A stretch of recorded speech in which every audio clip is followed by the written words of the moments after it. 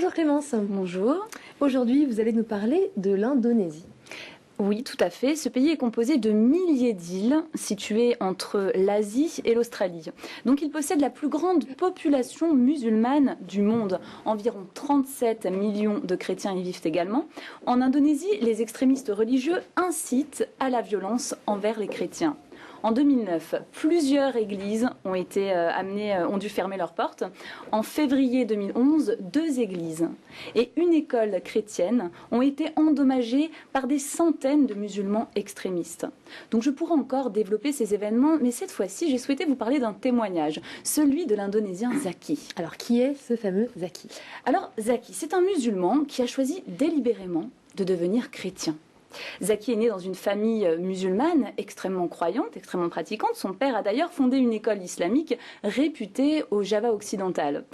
Donc dès l'âge de 8 ans, il a commencé à étudier l'islam. Il a même remporté des concours de calligraphie, de récitation coranique. Alors, qu'est-ce qui a fait qu'il a changé de religion? Connaissez-vous la chanson « On ira tous au paradis » ? Oui. Oui, bien sûr. Je ne vais pas la chanter, mais je la connais. On ira tous au paradis. Eh bien, si vous rencontrez un chrétien ou un musulman, il vous dira qu'il ne croit pas en fait en cette espérance, que cette espérance est fausse. Pour eux, on n'ira pas tous au paradis. Et cette idée devait certainement interpeller Zaki.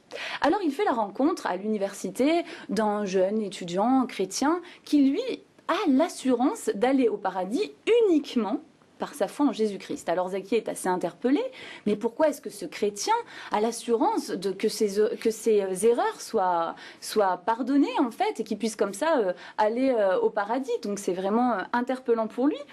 Aussi, il veut en savoir un peu plus sur Jésus-Christ.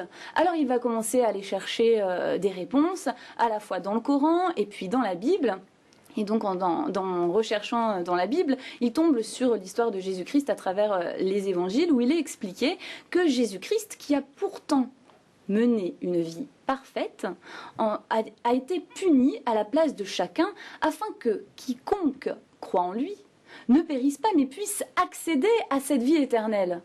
Zaki a cru de tout son cœur à cette explication. Il est donc devenu chrétien. Et il est allé aussi vite l'annoncer donc à son père, enfin du moins je ne sais plus s'il a pris du temps ou s'il allait assez vite l'annoncer à son père, mais il l'a annoncé à son père et son papa l'a mis à la porte. Il s'est baptisé quelques temps plus tard.